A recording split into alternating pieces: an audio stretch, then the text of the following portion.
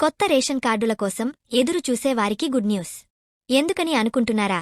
అయితే మీరు ఈ కొత్త అప్డేట్ గురించి తెలుసుకోవాల్సిందే. కొత్త రేషన్ కార్డుల జారీ ప్రక్రియ ప్రారంభం కానుంది. ఎప్పటినుంచి కార్డులు రావచ్చో మనం ఇప్పుడు ఒకసారి తెలుసుకుందాం.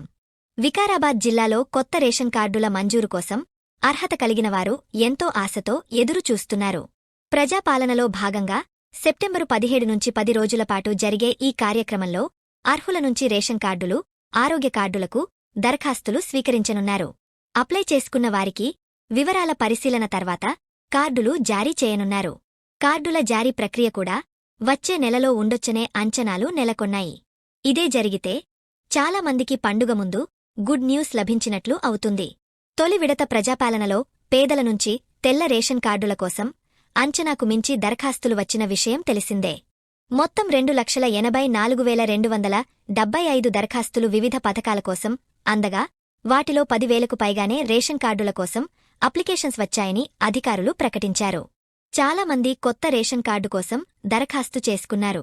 కుటుంబాలు వేరు కావడం, పెళ్లి చేసుకోవడం, బతుకు తెరువు నిమిత్తం వెళ్లినవారు పల్లెలకు రావడం వంటి తదితర కారణాలతో రేషన్ కార్డులకు దరఖాస్తులు బాగానే వచ్చాయి. అంతేకాకుండా ఇతర పథకాల ప్రయోజనాలు పొందాలంటే రేషన్ కార్డును అనుసంధానించారు. దీనివల్ల రేషన్ కార్డు తప్పనిసరిగా మారింది. అందుకే అందరూ కొత్త కార్డుల కోసం అర్హులు ఆశగా ఎదురుచూస్తున్నారు. చాలామంది ప్రజలు జిల్లాలో రేషన్ కార్డుల కోసం 10 ఏళ్లుగా ఎదురు చూస్తున్నారు. గత ప్రభుత్వం రేషన్ కార్డుల విషయంలో చాలా తాత్సారం చేసింది. కొత్త కార్డులు జారీ చేయలేదు. దీనివల్ల రేషన్ కార్డుల కోసం ఎదురు చూసేవారు చాలామంది ఉన్నారు.